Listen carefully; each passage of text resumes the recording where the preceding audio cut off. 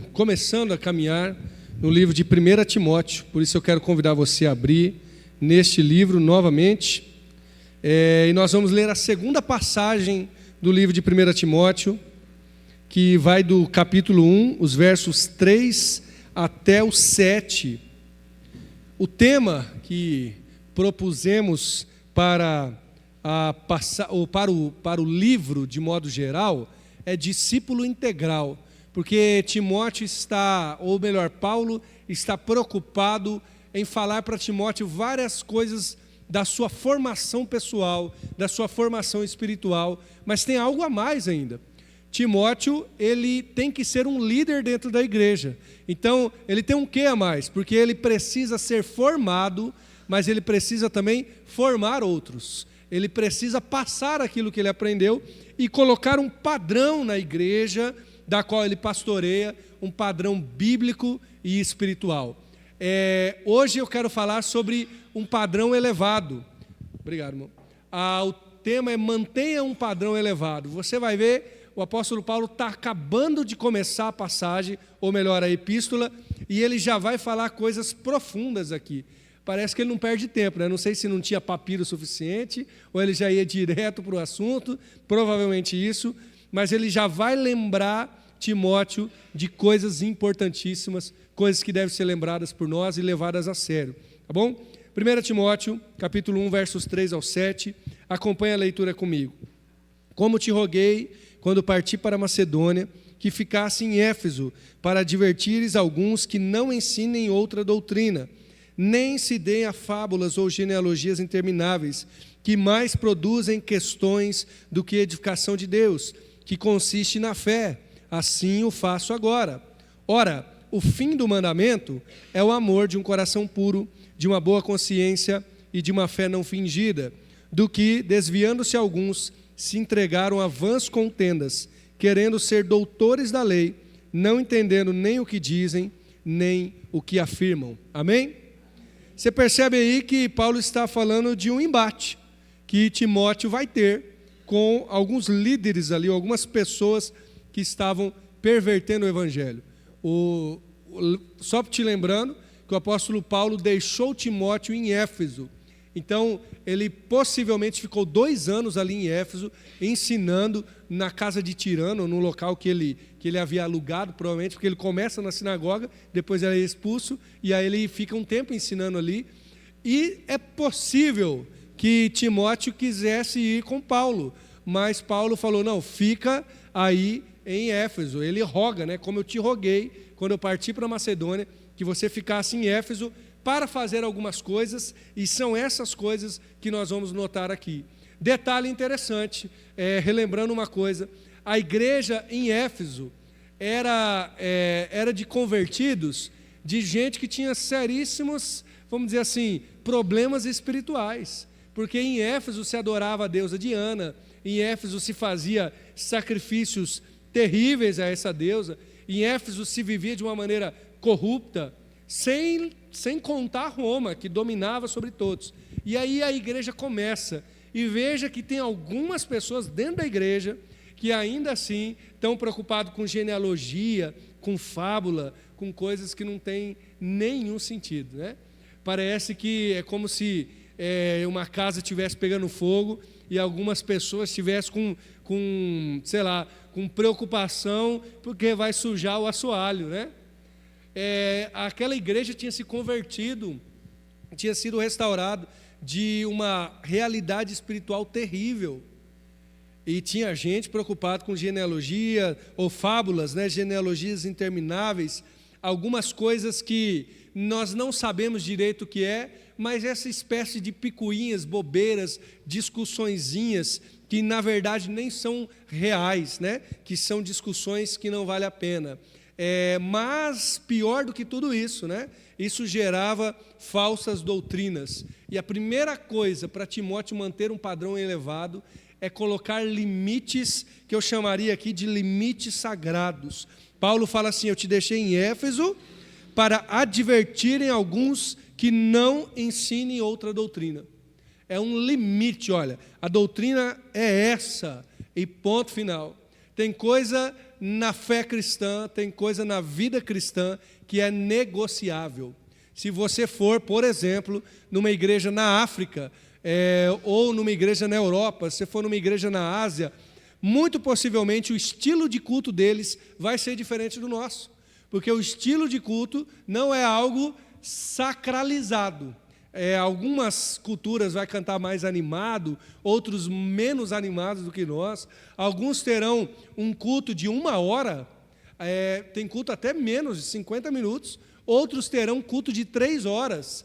Não é o tempo, não é o formato. Então essas coisas são negociáveis, dependendo da cultura, dependendo do jeito, dependendo do momento. Alguns irmãos aqui que talvez se lembrem, provavelmente o culto nos anos 80 era muito diferente do que o culto nos anos 2025, há 40 anos atrás. Claro que tinha muitas semelhanças, cânticos, palavra e tal, mas coisas mudam dependendo da cultura, dependendo até mesmo do momento. Mas tem coisa que é inegociável. E isso é um limite sagrado. E Paulo fala para Timóteo, eu te coloquei aí para você advertir. Não sei como que está na sua tradução, se é advertir ou admoestar, mas aqui vem uma lição interessante sobre colocar limites sagrados.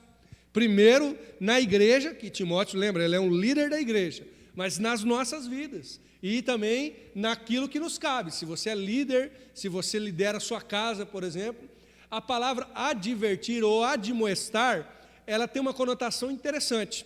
É como alguém que passa uma ordem.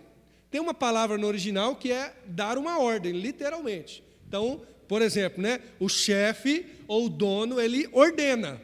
Mas o gerente, se você parar para pensar, o gerente ele não manda em nada. Ele só manda a partir do que o dono falou, não é verdade? Então, assim, pense naquele funcionário que ele está querendo brigar com o gerente. O gerente fala assim, não, essas aqui são as ordens da casa. As ordens não vêm dele, vêm de cima, mas ele tem toda a autoridade para passá-la para os outros.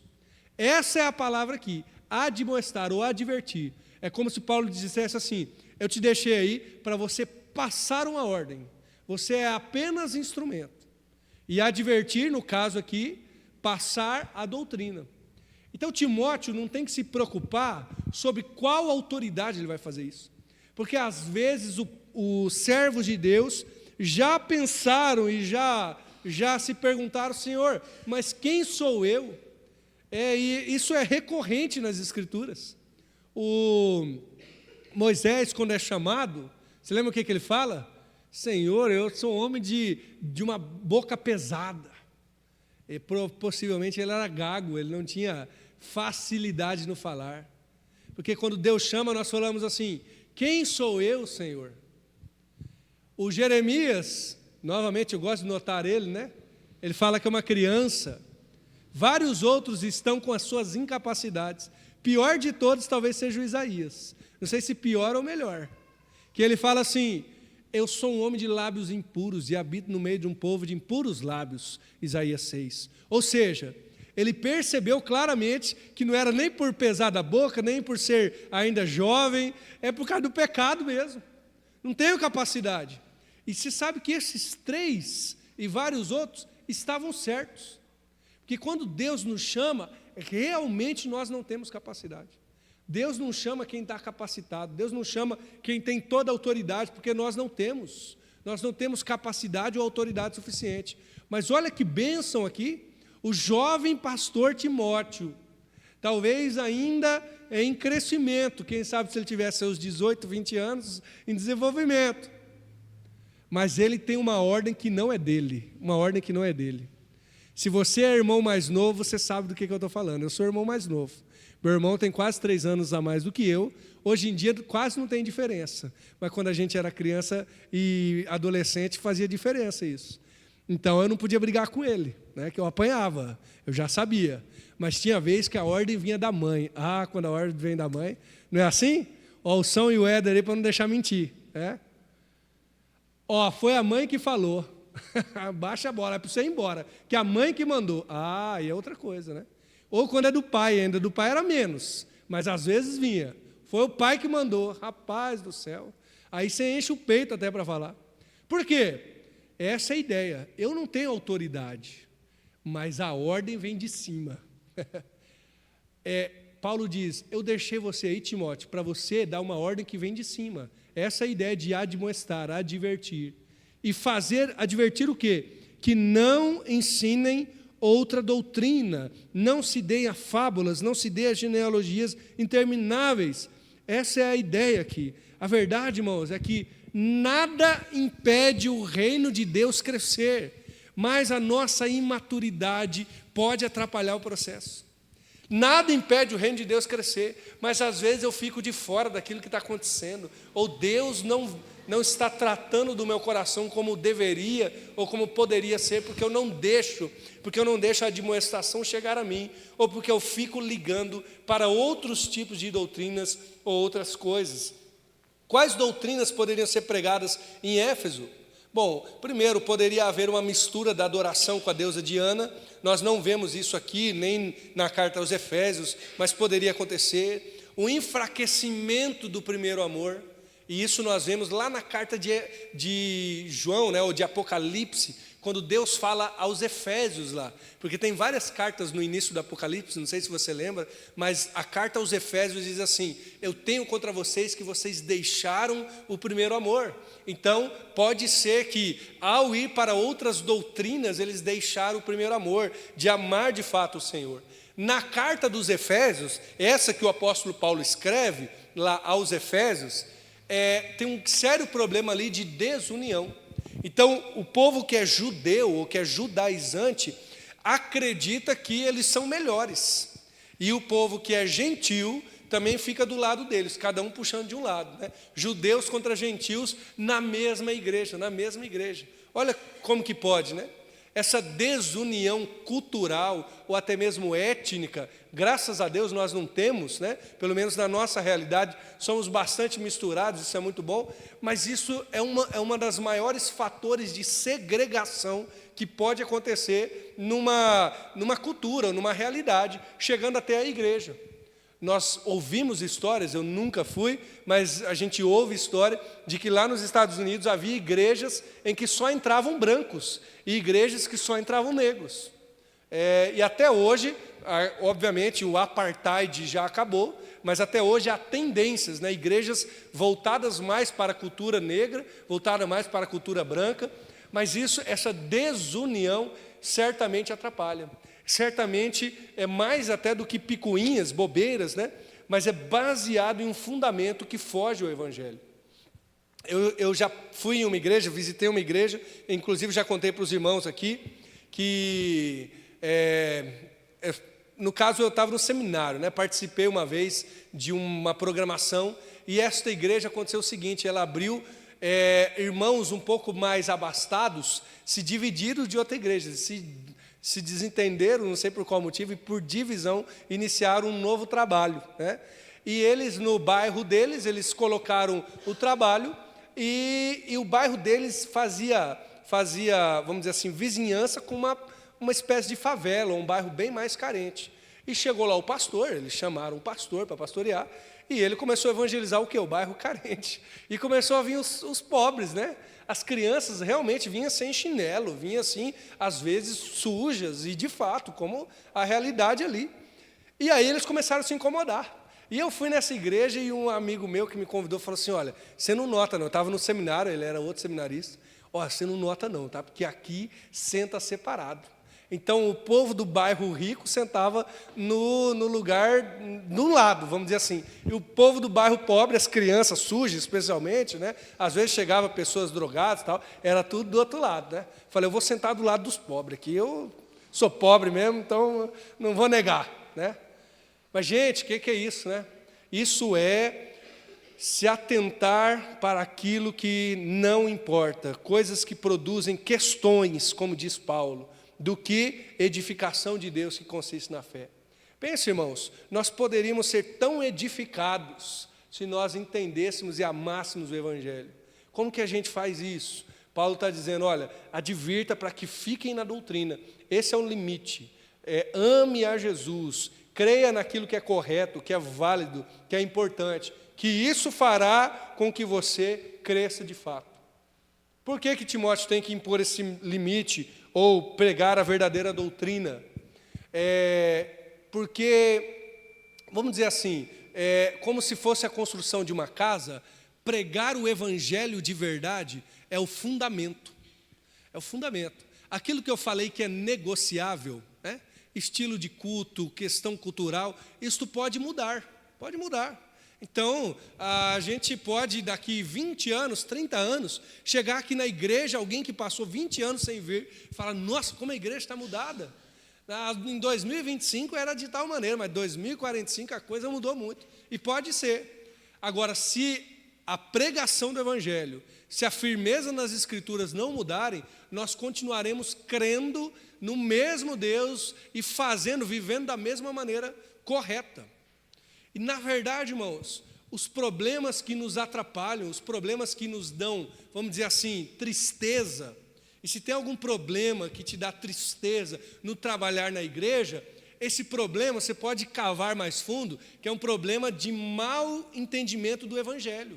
Porque quando nós aplicamos o evangelho em nossas relações, em nossos ministérios, quando nós aplicamos o evangelho, que aqui Paulo está chamando de doutrina, em nossa vida, as coisas vão se ajustando. Então a questão aqui não é vir com um martelo aqui e dar na cabeça de cada um, ou na minha, mas eu preciso me ajustar, porque a doutrina correta, ou seja, o evangelho colocado em prática na minha vida, ele nos corrige, ele nos coloca no prumo certo. Aí a gente para de ficar vendo genealogia interminável, fábula, ou qualquer outro problema, qualquer heresia ou coisa errada, qualquer bobeira deste mundo que nos atrapalha. A verdade é que ou eu estarei preocupado com o meu crescimento espiritual, ou eu vou estar preocupado com frivolidades, com coisas que não importam. É assim, e quantas vezes Satanás rouba o nosso foco, o nosso crescimento espiritual, não por coisas grandes, mas por coisas pequenas e coisas bobas. Por vezes não é uma queda, como um grande pecado que nos retira da presença do Senhor. É ficar em bobeiras, em coisinhas que não importam. Tem um livro muito instigante, né, de um autor também famosíssimo, chamado C.S. Lewis. Ele escreveu aquele Crônicas de Nárnia, talvez você já tenha ouvido, visto o livro. Mas ele escreveu um livro muito instigante, que chama assim, Cartas de um Diabo ao Seu Aprendiz. É um livro que vale a pena você ler. Ele é como se, por isso que é instigante, tá? Não saia daqui escandalizado, mas é como se o diabo estivesse escrevendo uma carta para um sobrinho dele, um demôniozinho, e ensinando ele a tentar o crente, né? Essa é a brincadeira, mas que é instigante. Isso é.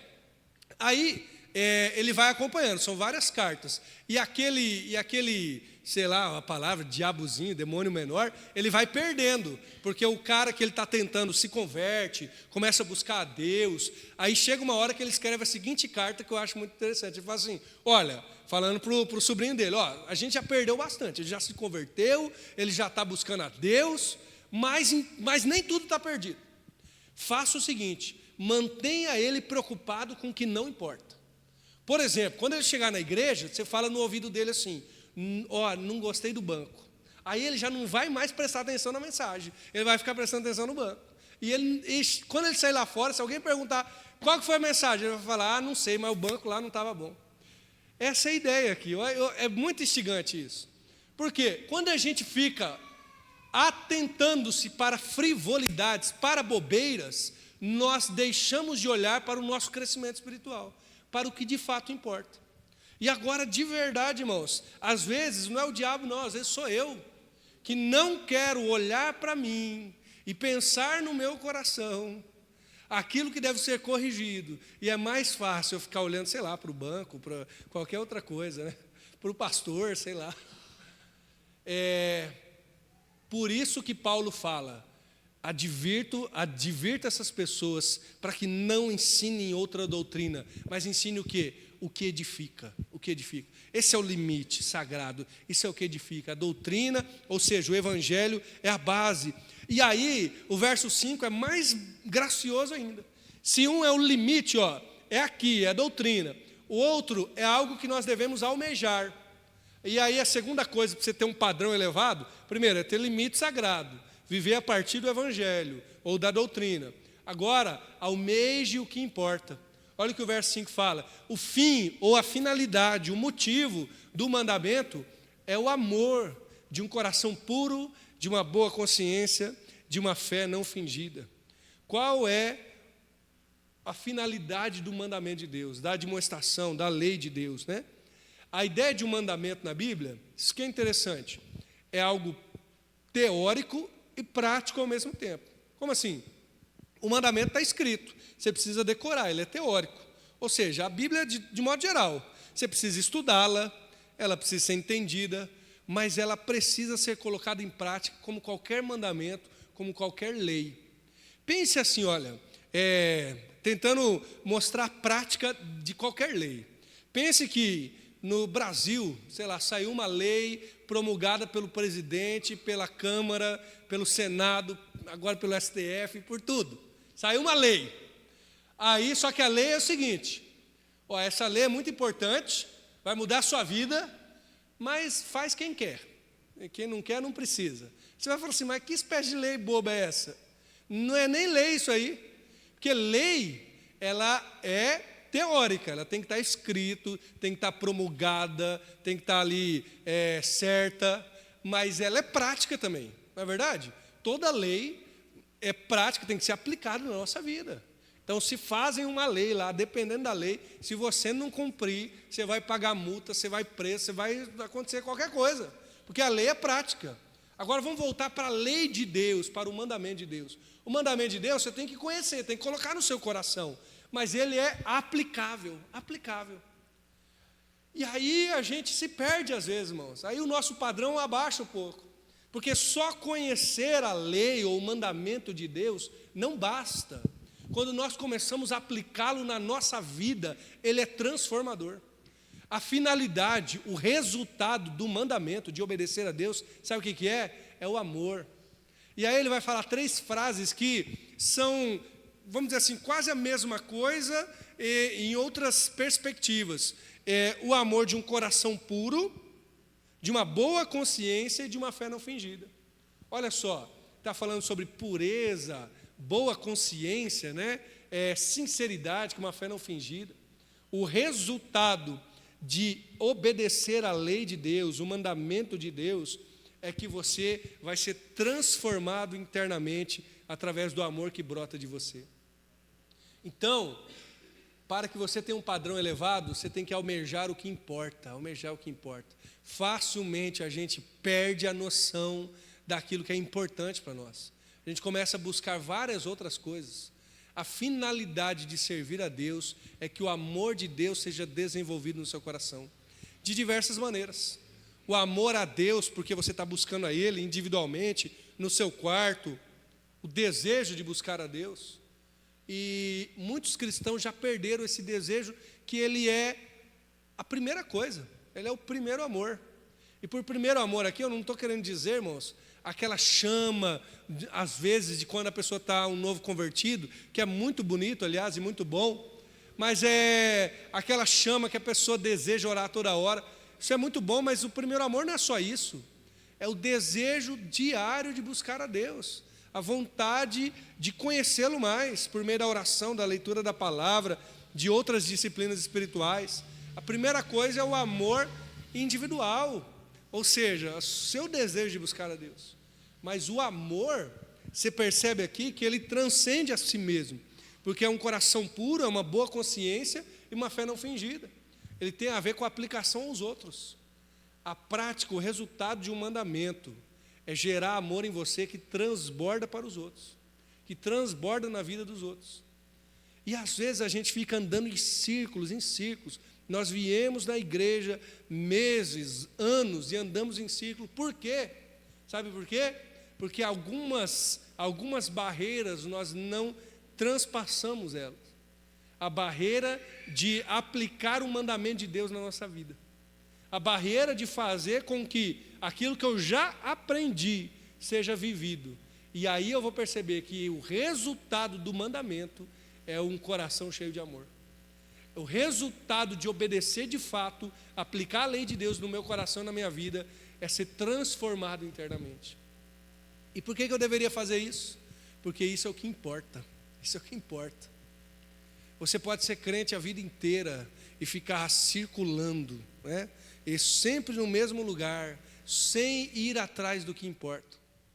Talvez você já tenha visto pessoas que estudem algo, estuda a vida inteira e nunca sai do lugar.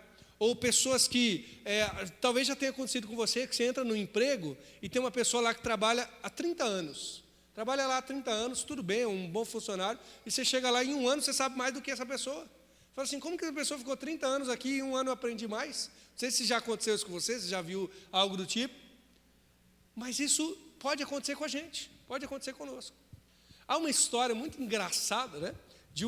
Ela é o que diria de tragicômica. Tem um pastor, certa vez, ele estava trabalhando com a igreja dele, e ele, pelo jeito, ele era meio revoltado. Isso lá no década de 60, 70, ele queria fazer alguma coisa e buscar Deus, e não dava certo. Aí ele pregou, tinha uns rapazes fazendo uma obra perto da casa dele, e ele pregou, os rapazes se converteram. Aí ele já tinha evangelizado muita gente, já tinha falado com o pessoal e tal, e nada tinha acontecido. Aí os rapazes se converteram, ele foi convidar eles para ir para a igreja. Ele falou, não, peraí, não vou chamar para ir para a igreja não, eu vou discipular ele sozinho. Porque aí ele pensou assim, esse pastor, né, década de 60 ou 70, o nome dele é Juan Carlos Ortiz, ele estava falando sobre discipulado. Falou assim, se eu levo eles para a igreja agora, pode chegar algum irmão e começar a colocar coisa na cabeça deles. Eu vou discipular esses caras aqui em casa mesmo. E ele ficou 1 ano discipulando aquele grupo, não sei se foi 4, 5, mas literalmente pedreiros, né, que estavam trabalhando ali, que ele chamou para ser discipulado na casa dele, porque tinha se convertido. E ele começou a ensinar a Bíblia, não sei se era todo dia, toda semana, mas era Bíblia e oração, e falando para eles, o padrão é esse aqui, né? Não sei se ele mentia ou não, mas era o padrão dele, né, que ele estava passando. É assim o tempo de oração, é assim o estudo da palavra. Demorou 1 ano, aí pesou na cabeça dele, pesou na consciência dele. Falou, gente, o que eu estou fazendo? Os caras, né, eu não estou levando eles para a igreja. Aí ele falou, olha, deixa eu falar uma coisa para vocês sabem que eu sou pastor de uma igreja, então vamos para a igreja, né, vamos lá. E eles chegaram lá, depois de 1 ano, desses camaradas intensamente sendo discipulados por ele. Quando eles chegaram lá, vários irmãos falaram assim, pastor, quem que é esses homens? Eles são pastores também? Eles são obreiros? Ele falou, não, faz 1 ano que eu estou discipulando eles, né? Por que isso? Porque às vezes, irmãos, nós achamos que o padrão é mediano. O padrão não é o tanto de tempo que a gente ora, não. Sabe qual que é o padrão? O padrão não é o tanto de tempo que você ora ou que você lê a Bíblia. Eu vou te dar um padrão altíssimo, elevadíssimo. Sabe qual que é o padrão de Deus? É Jesus. O padrão de Deus é Jesus. Então, o fim do mandamento é um coração transformado, cheio de amor, puro, uma fé não fingida. E sabe quem tinha isso? Jesus. Então, se a gente não está almejando o padrão de Jesus, nós estamos bem abaixo, bem abaixo. E às vezes acontece, sabe o quê? Eu fico me comparando com você se compara comigo, a gente fica assim, não, mas nem o pastor ora muito, para que eu vou orar? O pastor não lê muita Bíblia também, o que eu vou ler? Não, e eu vou dar conta a Deus, eu sei que a palavra diz isso, se eu não lhe pastorear ou não lhe for um exemplo, mas o padrão para você e o padrão para mim é Jesus. Então, o tanto que você tem que ler a Bíblia, que você tem que orar, o tanto de espiritual que você tem que ser, é isso aqui, olha, a finalidade do mandamento, de obedecer a Deus, é ter o amor de um coração puro, uma boa consciência e uma fé não fingida. Essa é a finalidade, essa é a ideia. Tá? E que Deus nos ajude a ter toda essa capacidade aqui. Eu acho que daria só um sermão, só para esse verso 5. O que é ter um coração puro, uma boa consciência, uma fé não fingida, mas eu vou deixar você aí com esse verso 5, se você quiser levar para casa, pensar e orar sobre ele, para que você consiga, para que Deus mostre para você um pouco mais das nuances disso, porque eu quero para a terceira parte, o que acontece se eu não buscar a Deus, não viver da maneira certa, o que acontece se não houver o resultado do mandamento de Deus no meu coração? Aí a gente vê os versos 6 e 7. Alguns se desviaram disso.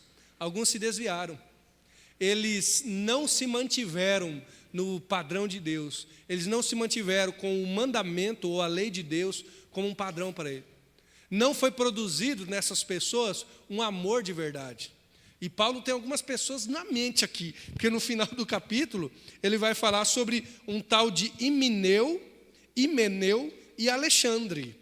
E talvez esse Alexandre é o mesmo de 2 Timóteo, que ele chama de Alexandre o Latoeiro. É algum tipo de trabalho que ele fazia e que atrapalhou demais ele.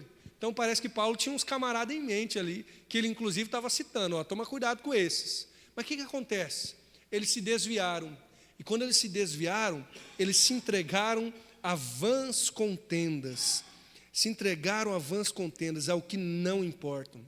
E veja aí, querendo ser doutores da lei, não entendendo o que dizem e nem o que afirmam. Que tristeza, irmãos. Olha, que desgraça que é o fim de uma vida cristã inteira. Chegar no final e dizer assim, não sei nada. Não aprendi nada, não apliquei quase nada, não fui exemplo para ninguém. Himeneu e Alexandre, desses aqui a gente pode dizer, porque a Bíblia está falando. Espero que não seja assim de mim. Espero que no final da minha vida, até mesmo no meio da caminhada, ninguém possa dizer isso de mim, mas também não de você. Então a terceira coisa para você manter um padrão elevado, como um discípulo integral, é fuja da futilidade.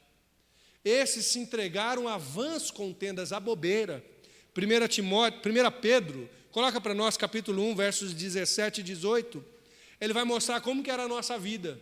Era de um procedimento desse tipo, 1 Pedro 1, 17 a 18, de um procedimento desse tipo, que inclusive nós herdamos dos nossos pais. Se invocais por pai aquele que sem acepção de pessoas julga segundo a obra de cada um, andai em temor durante o tempo da vossa peregrinação. Bota o 18. Sabendo que não foi com coisas corruptíveis, como prata ou ouro, que fosse resgatado do quê? Da vossa vã maneira de viver, que por tradição recebeste dos vossos pais. É claro que o contexto de 1 Pedro está falando de gente que estava começando, a primeira igreja que se converteu. Então, obviamente, os pais não eram cristãos. Talvez você não recebeu essas tradições dos seus pais. Mas é verdade que há vãs tradições de cultura, alguns aqui até mesmo de família, de pais, de avós, vãs tradições, até mesmo aprendidas na igreja. Existe um discipulado na igreja que eu queria que você se atentasse, que não é um bom discipulado. Aliás, o que é discipulado, né? Jesus chama os 12 apóstolos, ou discípulos ainda, antes de serem apóstolos, e caminha com eles para discipulá-los, para ensiná-los um a um. Olha, aprendam de mim, viu, que eu sou manso e humilde. Isso é discipulado. E isso acontece na igreja, às vezes de maneira intencional, quando alguém discipula o outro, mas muitas vezes de maneira, vamos dizer assim, informal. O discipulado ocorre também com pais e filhos, pais devem discipular os seus filhos, isso ocorre de maneira graciosa na igreja, mas tem um discipulado que não é bom. Sabe o que é? É aquele que não cresce, que não dá testemunho, que não dá fruto, mas que enche a boca para falar assim, aqui é assim que faz. Você está querendo orar muito? Você para de orar, rapaz. E tem gente que ri dos outros quando os outros estão orando, que rebaixa o outro quando o outro está querendo aprender a Bíblia, que diminui quando alguém está querendo ser sincero com Deus. Você fuja desse discipulado. Sabe por quê? Porque é gente que vai viver a vida inteira em vã contenda, viver a vida inteira buscando aquilo que não importa, se desviando do quê? Do verdadeiro mandamento, do amor de um coração puro, de uma fé não fingida e de uma boa consciência. É o discipulado do mal, vamos dizer assim, ou do erro, para não dizer do mal, que seria outra coisa, do erro. Não ouça, se você ouviu, joga fora isso da sua mente, porque o padrão é Jesus, o padrão é Jesus, de vida espiritual. Se a gente não se atentar, nós vamos viver por essas vãs tradições, que diz Pedro, por essa futilidade ou vã contenda, que diz Paulo. Mas tem uma coisa pior. Eu quero que você abra comigo em 2 Timóteo, no capítulo 3, e isso aqui eu julgo que é uma condenação. Eu vou ler, eu iria ler apenas o verso 13, mas eu vou ler a partir do 10, que eu acho importante. 2 Timóteo 3, a partir do 10, e a gente vai se atentar do 10 até o 12, de como Timóteo deve viver. Vou ler rapidamente, que esse não é o texto de hoje, né? Tu, porém, Timóteo, tens seguido a minha doutrina, modo de viver, intenção, fé, longanimidade, amor, paciência, perseguições e aflições, tais quais me aconteceram em Antioquia, Icônio e em Listra. Quantas perseguições sofri, e o Senhor de todas me livrou. E também todos que piamente querem viver em Cristo Jesus padecerão perseguições. Eu faço uma pausa aqui para você notar que isso é discipulado. Olha, Timóteo, você tem seguido, Timóteo, a minha doutrina, meu modo de viver, minha intenção, minha fé. Isso é discipulado. Você está vivendo da minha maneira, Timóteo. Parabéns. E aí vem o verso 13, que aí sim é uma condenação para gente que estava dentro da igreja ou fora da igreja, independente. Homens maus e enganadores irão de mal para pior, enganando e sendo enganado. Essa é uma verdadeira condenação. O que é? Viver a vida inteira enganando e sendo enganado, de vã contenda em vã contenda. Tem gente que fica pulando de galho em galho, como a gente diz, né, de igreja em igreja, procurando vãs contendas ou futilidades, ou aquilo que fala o coração delas, ou enfim, coisas que não preenchem, como Paulo diz a Timóteo também, com comichão nos ouvidos. Fuja da futilidade, procure crescer na graça e no conhecimento do Senhor Jesus. E como perseguir, como fugir da futilidade, né? Ou como eles caíram, aliás, como que eles caíram? Primeiro, eles se desviaram da doutrina, eles não aguentaram ouvir o Evangelho. Essa é uma prova para o meu coração, viu? Para a sua também. Quando a palavra de Deus me corrige, e as coisas têm que mudar. Eu não sei, eu não me lembro se eu citei esse exemplo, os irmãos, mas se eu citei, você me perdoa que eu vou repetir novamente. Uma vez estava evangelizando um rapaz, né? Estava eu e outro evangelizando, eu era adolescente ainda. Já era um jovem mais velho que nós, e ele falou assim, eu comecei a ler a Bíblia, eu encontrei uma passagem da Bíblia que diz que quem conhece e não cumpre é condenado. Tem vários textos da Bíblia, né? Alguns que falam isso. Quem conhece a palavra e não cumpre está condenado. Aí ele falou assim, olha que cara, não sei se inteligente ou sagaz, ou mesmo falta de inteligência. Quando ele leu essa passagem na Bíblia, ele falou assim, quer saber, eu vou parar de ler agora. Se eu sei e sou condenado porque eu sei, então eu vou parar de ler, porque eu não é melhor não saber, né? Isso é futilidade, né? Olha, melhor eu desconhecer do que eu conhecer e não fazer. Bom, claro que você e eu estaríamos bem condenados, né? Porque a gente já conhece um pouco mais da palavra de Deus, que pode condenar, mas modificar o nosso coração. Como que eles caíram na futilidade? Eles se desviaram da doutrina. Eles não aguentaram o Evangelho lançando luz ao coração deles. Mas, irmãos, eu posso compartilhar com você também que o Evangelho, a palavra de Deus, lançar luz ao meu coração é doloroso. Por vezes é doloroso. Por vezes é Deus nos corrigindo, nos moldando, nos batendo para que a gente seja transformado. Mas permaneça, viu? Permaneça na correção de Deus. Sabe por quê? Porque se eu não permanecer na correção dele, eu vou me desviar do Evangelho. E por aqui eu não estou falando necessariamente de sair da fé, mas de desviar da correção do Evangelho para que eu seja aprofundado. E aí ficar em vã contenda, em futilidade, em genealogia, em fábula, em coisa que não tem sentido. Essa é a ideia. Esses viveram assim porque eles fizeram apenas o que eles gostavam. Eles se entregaram a vã contendas. Nem tudo vale a pena. Nem tudo é importante, nem toda contenda é importante. Se eu seguir o meu coração, eu vou viver só por coisas que não são essenciais. Só por coisas que não vale a pena.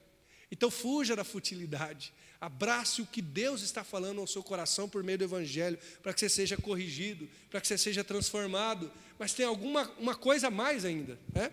O verso 7 diz que esses homens, eles queriam ser doutores da lei.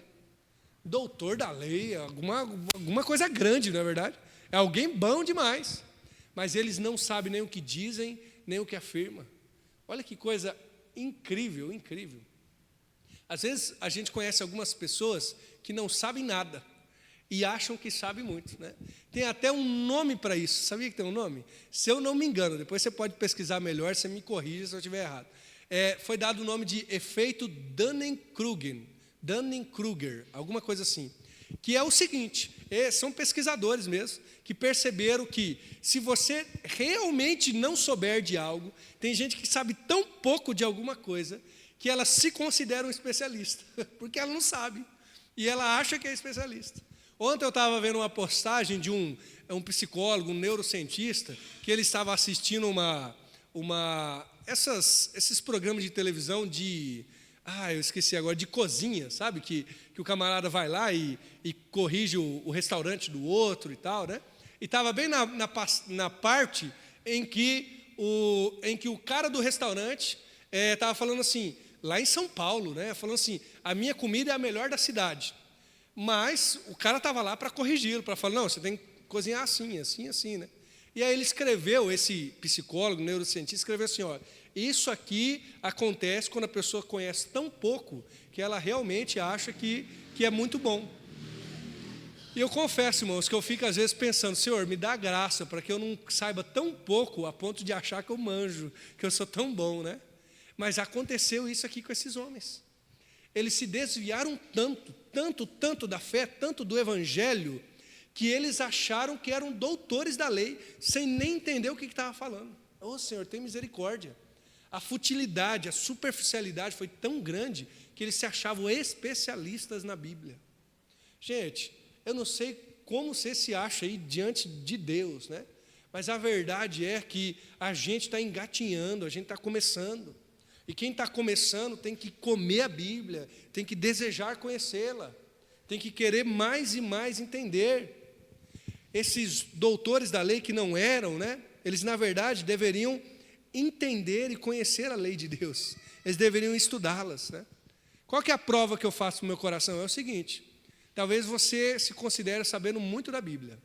Quem sabe você se considera muito de oração, ou uma pessoa muito espiritual.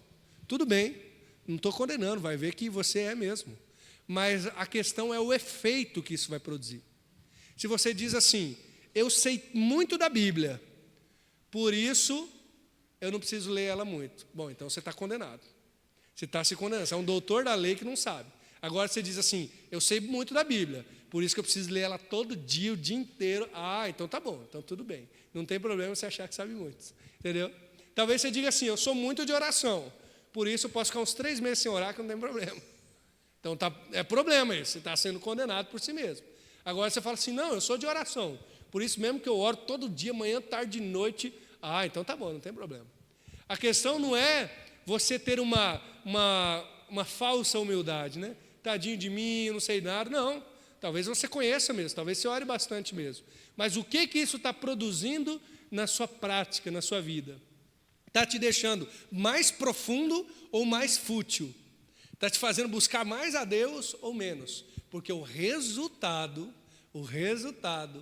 de quem conhece o Evangelho é um aprofundamento. Essa é a questão, ele foge da futilidade, ele não se considera aquilo que ele não é. Essa é a ideia.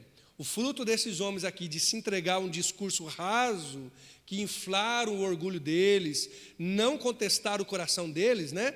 É que eles viviam falando que não devem, viviam achando que sabiam muito, mas não sabiam, né? Isso não é tão incomum assim. Portanto, o fruto de olhar para a palavra de Deus de verdade é pensar, Senhor, eu preciso de mais, eu quero aprender mais. Não é suficiente o quanto que eu sei, não é suficiente o quanto que eu sei. Me lembro de um pastor, eu não lembro o nome dele agora, mas um pastor, ele era missionário, veio de Portugal, e ele trabalhou no interior do Paraná, e no fim da vida ele estava lá em Curitiba. Eu me lembro que meu pai e minha mãe falavam várias vezes dele, no dia que eu me lembrar, talvez até alguns irmãos vão conhecer esse pastor. Eu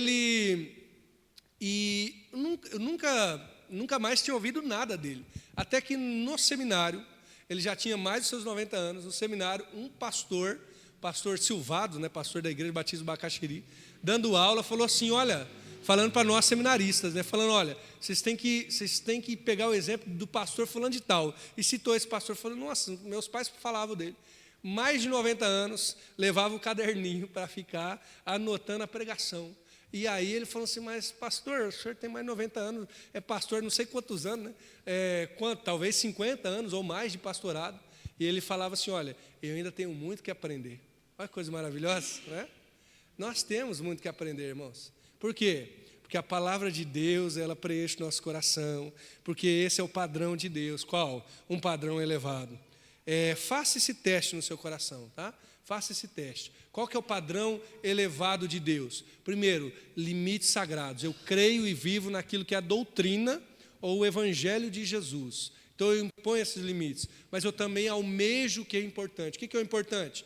É a lei de Deus, o mandamento de Deus na prática, que transforma o meu coração e que gera amor naquilo que eu faço, amor a Deus, amor às pessoas. E por final, esse padrão elevado faz com que eu não aceite futilidades, vãs contendas, ficar assim naquilo no mesmo. Eu preciso me aprofundar mais e mais. Por isso eu quero encerrar esse tempo orando com você e desafiando você a colocar a sua vida na presença de Jesus, a orar ao Senhor e se perguntar qual tem sido a sua prática de vida, qual tem sido o padrão que você tem.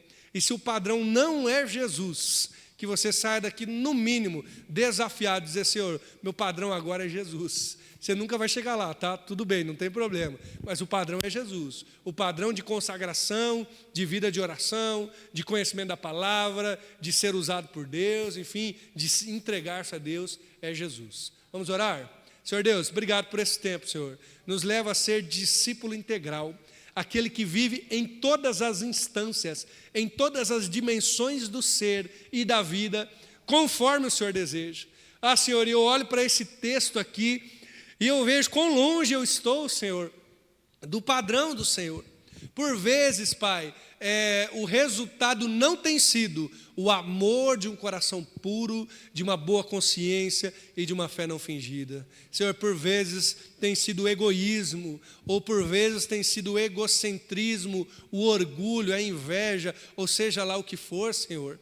Ah, Pai, que o Senhor trabalhe no meu coração, mas também no coração dos meus irmãos, para que a gente ame cada vez mais o Senhor e deseje viver conforme o padrão mais elevado, que é o padrão de Jesus, Senhor. Esse é o caminho sobremodo excelente, o caminho do amor, de um resultado prático, não apenas de saber, mas de aplicar na nossa vida, não apenas de entender, mas de transformar as nossas palavras, Senhor, não apenas de colocar na mente, mas de sair da boca, do coração, das mãos, Senhor, da administração do nosso ser em tudo que fizermos, Deus. Nos ajude a olhar para Jesus, autor e consumador da nossa fé. Senhor, e se pela sua graça, Deus, que o Senhor levante gente para caminhar conosco, com cada um aqui, para que a gente possa caminhar junto, ter alguém que pegue na nossa mão, que nos motive, que ore por nós, para que a gente cresça na graça e no conhecimento do Senhor, Pai.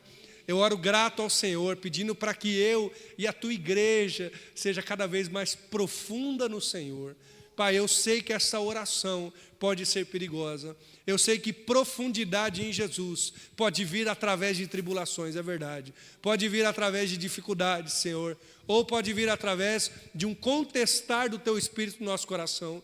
Mas nós queremos, Senhor, não terminar a vida, Senhor, sendo como aqueles homens que se achavam doutores da lei. Não terminar a vida sendo como eles que se entregaram a contendas vãs, bobas, inúteis. Mas nós queremos aprender e viver o verdadeiro evangelho, a vida de Jesus em nós, Pai. E eu oro por cada um aqui, Senhor. Alguns terão que aplicar isso mais profundamente na sua vida pessoal, outros na sua família, na sua casa, outros no seu trabalho, Senhor, mas que o Senhor nos capacite a viver aquilo que o Senhor nos chamou para viver, que o Teu Espírito Santo nos dê coragem, Pai, para nos levantarmos e vivermos conforme a vontade do Senhor, aplicarmos o mandamento para sermos transformados em nossa vida, Pai. Eu oro grato ao Senhor, em nome de Jesus. Amém.